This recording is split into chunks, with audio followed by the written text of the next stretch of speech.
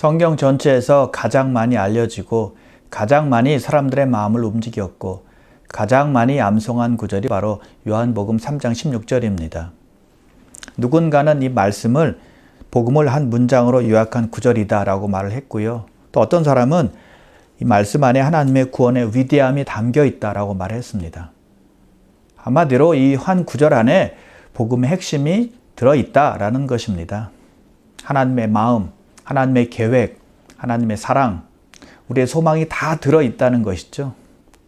그래서 요한복음 3장 16절은 그냥 우리가 암송만 하는 것이 아니라 하나님께서 우리를 사랑함으로 주신 편지다라고 보아야 더 옳을 것입니다.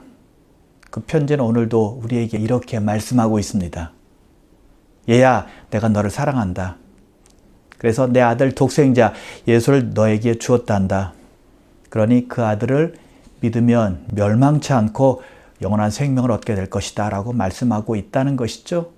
여러분, 그것이 복음 아닙니까? 기독교 신앙의 중심이고요. 우리가 꼭 붙잡아야 될 소망이고 위대한 진리라는 것입니다. 그래서 오늘은 복음의 진리인 요한복음 3장 16절을 하나하나 자세하게 살펴보도록 하겠습니다. 먼저 하나님께서 세상을 사랑하사라고 말씀하고 있습니다. 하나님이 세상을 사랑했다는 것이죠. 자, 근데 그 사랑한 그 범위가 어느 정도인가요? 온 세상입니다. 하나님의 사랑의 대상은 제한된 몇 명 정도가 아니라 가장 많은 수, 온 세상 모든 사람들이라는 것이죠. 이보다 더 넓은 사랑의 범위는 없는 거죠. 우리는 몇몇 이웃을 사랑합니다. 또는 친구들을 사랑하고 친척들을 사랑합니다. 그리고 우리 가족들을 많이 사랑합니다. 그러면 내 사랑은 꽤 큰 거야 라고 생각할 수 있겠죠? 내 사랑의 범위는 넓어. 내가 그래도 사랑 좀 하는 편이야 라고 생각할 수 있겠지만 하나님의 사랑의 범위에 비하면 어떨까요? 아무것도 아니라는 것이죠. 우리의 사랑은 아직 하나님의 사랑과 비교하면 시작도 못한 거예요. 그래서 하나님의 사랑은 특정한 사람들만을 위한 것이 아니라 모든 사람들에게 주어진 사랑이라는 것입니다. 그래서 하나님의 사랑은 온 세상을 사랑한 사랑이다라는 것이죠. 그리고 그 다음은 사랑하사입니다. 사랑하사. 자, 하나님께서 우리를 사랑하신다고 말씀하고 있는데요. 언제 사랑하신다고 말씀하고 있는 것인가요? 그 사랑의 시기는 언제일까요? 우리가 예수 믿고 하나님의 자녀가 되었을 때 우리를 사랑하시는 것일까요? 물론 우리가 예수 믿고 하나님의 자녀가 되면 그때 하나님께서 사랑하세요. 근데 우리가 주님을 몰랐을 때도 여전히 우리를 사랑하셨다는 사실입니다. 우리가 하나님의 자녀가 된 지금 하나님께서 우리를 사랑하신다는 사실을 충분히 이해할 수 있습니다. 우리가 생활 속에서 깨달을 수 있습니다. 우리가 어려울 때, 힘들 때, 괴로울 때, 고민이 생겼을 때 기도합니다. 하나님께서 응답해 주세요. 함께 하신다는 증거 아닙니까? 하나님의 사랑을 느낄 수가 있다는 것입니다. 그리고 우리가 굉장히 힘든 상태에 빠졌습니다. 우울합니다. 고독합니다. 외로워요. 그런 때 우리 하나님께서 찾아오셔서 위로해 주세요. 격려해 주세요. 용기 주세요. 하나님께서 함께 하신 증거잖아요. 하나님의 사랑을 깨달을 수가 있다는 것이죠. 느낄 수 있어요. 아, 나를 사랑하시는구나 라는 것을 알 수 있다는 것이죠. 그런데 우리가 여전히 죄 가운데 있을 때, 하나님을 모르고 있을 때, 하나님을 찾지도 않을 때, 그때도 여전히 우리를 사랑하셨다는 거예요. 여러분, 이것은 이해가 되지 않는 말입니다. 그런데 우리를 정죄하시고 벌 주고 심판해야 마땅한 것 같은데 그때도 사랑하셨다는 것입니다. 우리가 지옥 가든 말든 상관하지 않아야 맞을 것 같은데 그런 때에도 아들을 우리에게 보내셨다는 거예요. 이해할 수 없는 사랑이죠. 우리의 생각을 넘어서는 사랑이라는 것입니다. 놀라운 사랑이라는 겁니다. 하나님께서 그렇게 사랑하셨다는 것이죠. 로마서 5장 8절인데요. 우리가 아직 죄인 되었을 때 그리스도께서 우리를 위하여 죽으심으로 하나님께서 우리에 대한 자기의 사랑을 확증하셨느니라. 이것이 하나님의 사랑이 놀라운 이유입니다. 위대한 이유예요. 우리의 지식과 경험으로는 도저히 이해할 수 없는 사랑이죠. 우리가 사랑받을 자격이 되었기 때문에 우리를 사랑하는 것이 아니라는 것입니다. 우리가 변화되었기 때문에 사랑하는 것이 아니라 하나님은 사랑이시기 때문에 사랑하신 거예요. 있는 그대로 우리를 보시고 사랑하셨다는 것입니다. 그 말밖에는 설명할 길이 없는 것입니다. 죄악된 가운데 살았는데 우리를 불쌍히 여길 필요가 무엇이 있겠습니까? 그냥 놔둬도 상관이 없는 겁니다. 근데 사랑하셨다는 것입니다. 여전히 죄 가운데 살고 있었을 때 그때도 우리를 사랑하셨다는 것입니다. 왜요? 하나님은 사랑이시기 때문에. 그래서 그의 아들을 보내실 수 있었다는 것입니다. 여러분, 그렇지 않고 우리를 먼저 판단하셨다면 아들을 보내실 수 없었겠죠. 또 하나님께서 이렇게 말씀하세요. 예레미야 31장 3절인데요. 내가 영원한 사랑으로 너를 사랑하기에 인자함으로 너를 이끌었노라. 하나님께서 우리를 영원히 사랑하신대요. 하나님은 변덕스럽게 사랑하지 않으신다는 것입니다. 꾸준하게 계속 사랑하신다는 말씀이에요. 사랑했다 안 했다 하지 않으신다는 것입니다. 이랬다 저랬다 하지 않으신다는 겁니다. 오래 참고 끝까지 견디며 결코 실패하지 않는 사랑이라는 것이죠. 여러분, 이런 사랑은 우리가 아는 사랑과는 많은 차이가 있습니다. 우리의 사랑은요, 금방 식거든요. 금방 넘어져요. 자, 결혼 생활에서 그런 모습을 우리가 자주 보게 되죠. 자, 젊은 남자가 뜨겁게 사랑해서 결혼합니다. 나는 너밖에 없어. 응? 한순간도 내가 없으면 살아갈 수가 없어. 결혼하자라고 결혼합니다. 근데 한 해, 두 해가 지나고 몇 해가 지나면 사랑이 식어요. 그래서 서로 잘못된 것만 보면서 비판하면서 갈등이 생기고 상처만 남기면서 결국 헤어지는 경우가 종종 있잖아요.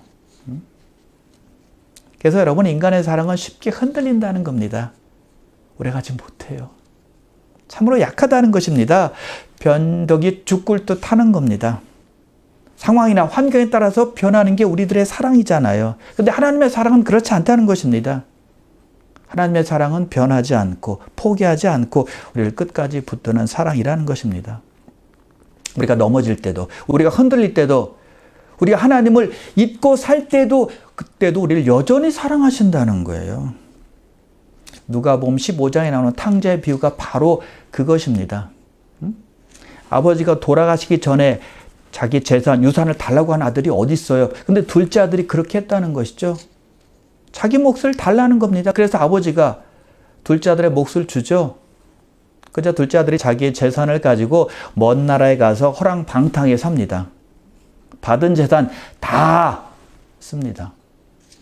다 까먹었어요. 그저 배가 고프니까 어떻게 합니까? 돼지들이 먹는 쥐업 열매로 끼니를 때웁니다. 그렇게 먹고 있다가 생각해 보니 자기 아버지 집이 너무 좋은 겁니다. 먹을 양식이 많고 품꾼들도 참으로 많구나라는 걸 느끼죠. 그래서 자기 집으로 향하게 됩니다. 근데 정말 놀라운 것은 그 둘째 아들의 아버지가 기다리고 있다는 사실이에요. 집을 떠난 지가 하루 이틀이 아니었거든요. 근데 기다린 것입니다. 아버지가 싫어서, 아버지 집이 싫어서 떠났는데 손꼽아 아들이 오기만 기다렸다는 것입니다. 여러분, 포기하지 않는 사랑이 바로 이런 것입니다. 변하지 않는 사랑이라는 것입니다. 끝까지 하는 사랑이라는 거예요. 하나님 아버지의 사랑이 바로 이런 사랑이라는 것입니다. 그리고 우리에게 베풀어 주시는 사랑이 바로 이런 사랑인 줄 믿으시길 바랍니다. 우리가 붙잡아야 될 소망, 이 하나님의 사랑인 걸 믿으시길 바랍니다. 그리고 독생자를 주셨으니입니다. 하나님은 그의 외아들, 단 하나뿐인 아들을 이 세상에 보내셔서 죽게 하셨습니다. 하나님의 상상할 수 없는 자기 희생이죠. 자, 독생자라는 말을 들으면 떠오르는 구약의 한 사건이 있습니다. 아브라함이 하나님의 명령을 받고 자기 독자 이삭을 하나님 아버지께 번제로 드리는 장면입니다. 자, 여러분, 내 자녀를 각을 떠서 번제로 하나님께 드린다고 생각해 보십시오. 얼마나 끔찍한 일입니까? 정말 가슴 아프고 정말 고통이 이루 말할 수 없는 그러한 상황이 될 것입니다. 자기 자식이 죽는 것보다 더 심각한 아픔은 없다는 것이죠. 어떤 사람이 글을 써놓은 것을 보았더니 사람이 인생을 살면서 가장 아플 때가, 고통스러울 때가 자기 자식이 먼저 죽을 때다라고 말하고 있습니다. 사람에게 있어서 가장 큰 고통은 자식이 먼저 죽는 것이에요. 근데 우리 하나님 아버지께서는 우리를 대신해서 예수 그리스도 독생자 아들을 이 세상에 보내셔서 죽게 하셨다는 것입니다. 화목제물로 주신 거예요. 여러분, 그래서 하나님께서 우리를 사랑하셔서 아들을 주셨다라는 말은 결코 쉬운 말이 아닙니다. 즉 하나님의 사랑은 피상적인 사랑이 아니라는 겁니다. 자기 아들의 생명과 바꾼 사랑이에요. 그래서 우리가 받은 구원은요, 다시는 반복될 수 없는 귀한 희생 위에 세워졌다는 것입니다. 절대 값싼 은혜가 아니라는 겁니다. 하나님께서 자기 아들을 내어주신 대가로 받은 거니까요. 그래서 우리는 이 구원이 지닌 헤아릴 수 없는 대가를 마음 깊이 새겨야 하는 것입니다. 그 사랑의 깊이를 늘 묵상하며 깨달을 때 우리의 신앙은 더 이상 형식이 아니라 생명이 될 것이고 우리의 순종은 부담이 아니라 감사가 될 것입니다. 하나님께서 우리를 위해서 무엇을 하셨는지, 그 사랑이 얼마나 넓고 깊고 높고 긴지 이해하며 살아갈 때 우리는 진정으로 믿음의 길을 살아갈 수 있게 될 것입니다. 자, 하나님께서 독생자를 주신 것이 왜 중요할까요? 그것이 하나님께서 우리를 사랑하신 증거가 되기 때문입니다. 하나님의 사랑은 단지 말로만 표현되지 않았거든요. 십자가에 달리도록 아들을 주신 행동으로 나타난 겁니다. 그래서 사랑은 주는 것입니다. 사랑 없이 줄 수 있지만 사랑하면서 주지 않을 수는 없습니다. 연애 관계에서 서로 사랑하는 증거 중에 하나는 서로 주는 것입니다. 선물도 주고 주고받고 하는 겁니다. 사랑하니까 주는 거예요. 근데 연애하는데 두 사람 중에 한 사람은 전혀 주지 않는다면 그 사람이 정말 상대방을 사랑하고 있는지 한번 생각해 봐야 할 것입니다. 자, 교회에서 우리가 하나님께 헌금을 합니다. 왜 헌금을 하죠? 하나님을 사랑하기 때문에 헌금하는 것입니다. 근데 헌금을 하지 않는 사람이 있다면 하나님께 대한 사랑이 없는지, 또 하나님께 대한 사랑이 부족한지 생각해 봐야 하는 것이죠. 하나님을 사랑한다라고 말은 할 수 있겠지만 행동은 그렇지 않다고 말을 하는 것입니다. 하나님은 독생자를 우리에게 주심으로 하나님께서 우리에 대한 사랑을 확증하셨다는 것입니다. 그 다음은 믿는 자마다입니다. 믿는 자마다. 그를 믿는 자마다라는 말은 하나님의 사랑을 누리기 위한 전제 조건이죠. 하나님의 사랑은 참으로 크고 높습니다. 근데 이 한 가지 중요한 전제 조건에 충족되지 않는다면 그 사랑은 우리에게 유익이 되지 않아요. 그 사랑의 전제 조건은 무엇입니까? 우리가 사랑을 받을 만한 그 전제 조건은 무엇입니까? 그를 믿는 자마다 예수를 믿는 것입니다. 그 조건은 명성도 아니고 재물도 아니고 업적도 아닙니다. 오직 예수 믿는 거예요. 믿음이라는 것이죠. 그 믿음은 어떤 대상에게 두는 믿음도 아니고요. 어떤 사람에게 두는 믿음도 아닙니다. 오직 예수 그리스도께만 두는 믿음입니다. 예수님께만 제한이 되어 있어요. 그래서 무엇을 믿느냐가 큰 차이를 만들어내는 것입니다. 하늘과 땅 차이죠. 권하지 못하는 것들에 대해 믿음을 둘 수도 있기 때문입니다. 그래서 구원받기 위해 믿을 수 있는 유일한 대상은 오직 예수 그리스도 한 분뿐이라는 것이죠. 자, 여러분, 이 조건이 까다로운가요? 어려운가요? 힘든가요? 아닙니다. 아주 쉽습니다. 아주 단순한 길입니다. 예수만 믿으면 멸망치 않고 영생을 얻게 된다는 것입니다. 그런데 세상 많은 사람들은 이 길을 선택하지 않고 있습니다. 그냥 자기의 길만 갑니다. 세상적 길만 간다는 것입니다. 너무나 안타깝죠. 그 다음은 멸망하지 않고입니다. 멸망하지 않고. 멸망이란 말은 육체적 죽음이 아니라 하나님과 완전히 분리된 상태를 말하는 것입니다. 소망이 완전히 끊어진 상태고요. 또 생명이라고 부를 수 있는 그 어떤 흔적도 남아있지 않는 상태. 무엇을 바랄 수도 없고 기대할 수도 없는 그런 더 이상의 길이 없는 상태. 그것이 멸망이에요. 근데 예수를 믿는 자마다 멸망치 않고라고 말씀하고 있습니다. 할렐루야. 예수님께서 우리가 받아야 할 형벌을 대신 받으셨으니까요. 우리의 죄값을 대신 치르셨으니까요. 하나님께서 우리가 멸망에 이르지 않도록 보호하신다는 것입니다. 자, 사랑은 사랑하는 대상을 보호합니다. 그렇죠? 자, 부모가 자녀를 보호하는데요. 아주 지나치게 집착하면서 보호할 때가 있죠. 왜 그렇습니까? 사랑하기 때문에 보호하려는 거예요. 마찬가지로 하나님의 사랑이 우리의 영혼이 멸망하지 않도록, 적에 떨어지지 않도록 보호하는 것입니다. 그것이 영적 보호입니다. 우리 인간에게 가장 필요한 것은 이 영적 보호입니다. 그런데 대부분의 사람들은 어떻습니까? 보통 물질적 보호에 더 관심을 둡니다. 가지고 있는 것 보호하기를 원하는 것입니다. 쌓아놓은 것 보호하기를 원하는 것입니다. 그래서 자기 재산을 지키기 위해서 보험을 들죠. 여러분, 근데 그런 보험이 영원한가요? 일시적인 거예요. 그럼에도 불구하고 그런 보험에 많은 비용을 지불하게 되죠. 근데 영적 보호는 어떤가요? 영원합니다. 끝이 없는 보호라는 것입니다. 예외 조항도 없습니다. 그리고 무료입니다. 공짜예요. 하나님께 주신 영원한 선물, 예수 그리스도를 받아들이기만 한다면 우리는 하나님의 영원한 보호 속에 들어가게 된다는 것입니다.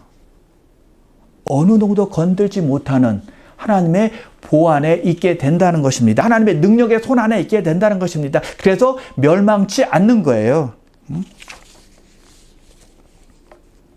그럼 여러분, 예수 그리스도 안에서 우리의 보호는 결코 만료되지도 않고 약해지도 않는다는 사실을 믿고 힘내시기를 주님의 이름으로 축복합니다. 그리고 영생을 얻게 하려 하심이라 라고 말씀하고 있죠. 하나님께서 주시는 가장 큰 선물은 영원한 생명입니다. 죄는 인간을 망가뜨리고 파괴하고 결국에는 죽음에 이르게 합니다. 그러나 하나님의 사랑은 우리에게 영생, 생명을 주신다는 거예요. 근데 그 생명은요, 단순히 존재하는 수준 정도가 아닙니다. 아주 풍성하게 또 역동적인 생명을 우리에게 주세요. 예수님께서 말씀하세요. 내가 온 것은 양으로 생명을 얻게 하고 더 풍성히 얻게 하려는 것이라. 예수님께 주시는 이 생명은 우리가 죄로 인해서 잃어버린 것보다 더 풍성하고요. 율법에서 주는 것보다 더 풍성하고요. 또 이 세상에서 주는 그 어떤 것보다 더 풍성한 생명이라는 것입니다. 우리의 상상, 우리의 생각을 초월하는 풍성한 복이에요. 그게 생명이라는 것이죠. 자, 그리고 하나님께서 주시는 생명은 영원합니다. 그래서 영생입니다. 영원한 생명. 자, 우리가 물건을 사면 보증기간이 있습니다. 뭐 몇 개월짜리도 있고 또 어떤 것들은 뭐 몇 년짜리도 있습니다. 차를 사면 차 보증은 주로 뭐 몇 년이 되잖아요. 물론 리미티드 워런티지만요. 그런데 하나님께 주시는 선물에도, 구원의 선물에도 보증이 붙어 있는데 그 보증은요, 끝나는 날짜가 없습니다. 종료 날짜가 없다는 것입니다. 시작하는 날짜는 있는데 마치는 날짜가 없다는 것입니다. 왜요? 영원한 보증이니까. 물건 파는 어떤 상인도 손님에게 영원한 보증을 보장하지 못합니다. 그러나 우리 하나님은 우리에게 영원한 보증을 주신다는 것입니다. 하나님의 사랑에서 주어지는 이 생명은 절대 사라지지 않는 선물이라는 것입니다. 하나님의 사랑이 얼마나 오랫동안 지속되는지 잘 알 수 있다는 것이죠. 그래서 여러분, 하나님의 사랑의 결말이 무엇인가 하면 영원한 생명인 걸 믿으시길 바랍니다. 자, 요한복음 3장 16절에는 우리가 잊지 말아야 될 복음의 큰 그림이 있습니다. 구원은 언제나 하나님으로부터 비롯된다는 것입니다. 구원의 시작과 중심이 하나님이라는 겁니다.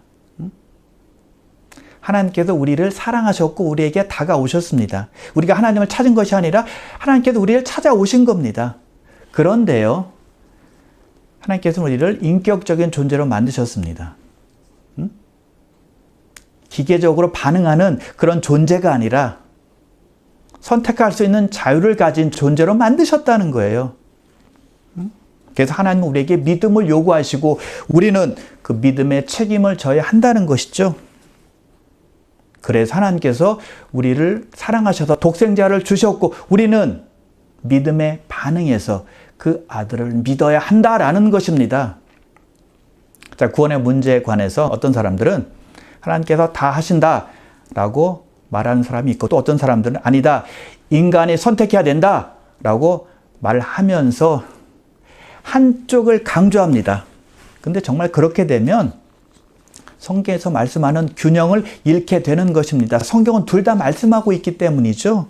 하나님의 주권과 인간의 책임, 이 둘은 서로 상충되는 것이 아니라 하나님의 구원의 계획 안에서 아름답게 조화를 이루고 있기 때문이죠. 그래서 하나님의 사랑과 은혜로 주신 독생자 예수 그리스도를 온전히 받아들이고 믿음으로 반응할 때 구원이 임한다라는 것을 잊으면 안 된다는 것이죠. 그것이 요한복음 3장 16절이 우리를 초대하는 구원의 길인 걸 믿으시길 바랍니다. 그리고 요한복음 3장 16절은 우리 인간을 향한 크신 하나님의 사랑의 선언을 보여주고 있습니다. 어떤 사랑의 선언도 이 선언만큼 사람에게 영향을 미친 적은 없습니다. 한 사람이 사랑하는 사람에게 사랑을 고백할 때 그 사랑의 고백은 사랑을 받는 사람에게만 영향을 주는 것입니다. 다른 어떤 사람에게도 영향을 주지 않습니다. 오직 그 사람에게만 영향을 줍니다. 인간에 대한 하나님의 사랑은 다르다는 것이죠. 한 사람에게만이 아닌, 몇 사람에게만이 아닌 모든 사람에게 영향을 준다는 것입니다. 여러분, 그래서 예수 믿는 사람들은 모두 다 그 사랑을 받은 흔적을 다 가지고 있습니다. 하나님의 사랑을 체험한 간증이 있다는 것입니다. 어떤 사람은 타락한 삶을 살다가 새롭게 변화되어서 살아간 사람이 있고요. 또 어떤 사람은 돈과 명예와 정욕만을 쫓다가 의미를 모른 채 살아가다가 하나님을 만나서 하나님의 사랑을 경험해서 삶이 바뀐 사람도 있습니다. 또 어떤 사람은 내가 왜 살아야 되나 삶의 목적을 모르고 살아가다가 하나님의 사랑을 느끼고는 그때 돌아와서 진정한 삶의 의미가 이거구나, 목적이 이거구나 라고 하면서 새로운 삶을 살아가는 사람도 있습니다. 수많은 사람들이 다 다른 환경과 상황 속에서지만 하나님의 사랑을 만났을 때, 하나님의 사랑을 느끼고 경험했을 때 새로운 삶을 살아가게 되었다는 것입니다. 바로 그 하나님의 사랑이, 그 하나님의 사랑의 말씀이 우리를 소망 가운데로 이끌어 주시고 새로운 삶 가운데로 이끌어 주시고 생명 가운데 살아갈 수 있도록 도와주시고 바른 길로 갈 수 있도록 인도하시고 역사하신다는 것입니다. 그와 더불어서 하나님을 위한 섬김으로도 인도해 주시는 것입니다. 요한복음 3장 16절에 나타난 하나님의 사랑이 바로 그 위대한 하나님의 선언이라는 것이죠. 여러분, 우리의 사랑에는 한계가 있죠. 꾸준하지 못하다는 것입니다. 금방 변합니다. 그리고 시간이 지나면 식어버려요. 그리고 돌아서기도 합니다. 감정이나 환경에 의해서 사랑할 때가 많다는 것입니다. 기분 좋으면 사랑하고 기분 나쁘면 사랑하지 않는 것입니다. 이랬다 저랬다 하는 거예요. 우리는 참으로 연약하다는 것이죠. 근데 하나님은 다릅니다. 하나님은 사랑할 때 변하지 않으세요. 흔들리지 않습니다. 약해지지 않는다는 것입니다. 하나님의 사랑은 멈추지 않고 포기할 줄 모르는 사랑이에요. 그래서 우리가 돌아올 때만을 기다렸다 우리를 사랑해 주시지 않으셨다는 것입니다. 우리가 주님을 몰라서 죄악 가운데 있을 때도 우리를 사랑하셨습니다. 아들을 주시면서 사랑하셨잖아요. 그리고 그의 자녀가 된 다음에도 우리를 여전히 사랑하신다는 것입니다. 우리가 흔들릴 때도, 우리가 넘어질 때도, 우리가 주님을 잊고 사는 그 순간에도 우리 하나님께서는 그 사랑을 멈추지 않는다는 겁니다. 그 사랑은요, 시간의 한계를 넘고 우리의 실패를 넘고 그리고 우리의 상상과 생각을 넘게 역사하시는 사랑이에요. 하나님의 사랑이 우리를 항상 붙들고 있다는 사실을 믿으시길 바랍니다. 그것이 우리가 붙들어야 될 소망인 줄 믿습니다. 우리가 누리는 은혜라는 것도 믿으시기를 바랍니다. 그러므로 귀한 성도 여러분, 자기 아들을 주시기까지 우리를 귀히 여기시는 그 하나님의 사랑을 우리가 갖고 있다는 사실을 깊이 인식하셔서 그 사랑 안에서 담대함과 용기와 힘과 기쁨을 가지고 하나님 안에서 주와 동행하며 살아가시기를 주님의 이름으로 축원합니다.